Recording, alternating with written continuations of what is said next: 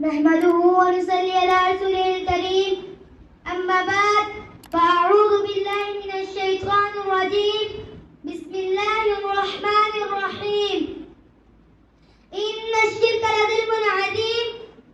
جب میں سر پر سجدہ ہوا کبھی تو زمین سے آنے لگی صدا جو میں سر پر سجدہ ہوا کبھی تو زمین سے آنے لگی صدا تیرا دل تو ہے صنم آشنا تجھے کیا ملے گا نماز میں حاضرین کرام آج اس موضوع پر مجھے لب کشائی کا موقع ملا ہے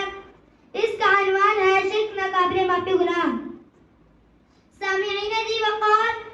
اللہ تعالیٰ بڑا غیرت مند ہے وہ اگر چاہے تو باقی سارے گناہ معاف کر سکتا ہے وہ زناکاری کو معاف کر سکتا ہے وہ سود خوری کو معاف کر سکتا ہے وہ ڈاکہ زنی کو معاف کر سکتا ہے مگر شرک اگر پیغمبر بھی کرے تو معافی نہیں ہے کوئی صحابی بھی کرے تو معافی نہیں ہے کوئی تابع بھی کرے تو معافی نہیں ہے مگر افسوس آج پوری دنیا میں شرک عام ہو چکا ہے درباروں میں میزاروں میں سر عام اللہ کے ساتھ شرک کیا جا رہا ہے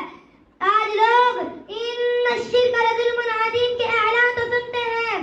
مگر میزاروں پر سجدے کرنے سے باز نہیں آتے آج لوگ لا تشرکوا باللہ کے الفاظ تو پڑھتے ہیں مگر میزاروں پر چڑھاوے چڑھانے سے نہیں رکتے محترم سامعین کیا ہمارے ضمیر مردہ ہو چکے ہیں کیا ہمارے ایمان کمزور ہو چکے ہیں ہمیں غور کرنا چاہیے اس بات پر کیونکہ ہم توحید کے معاملے میں سستی کا شکار ہیں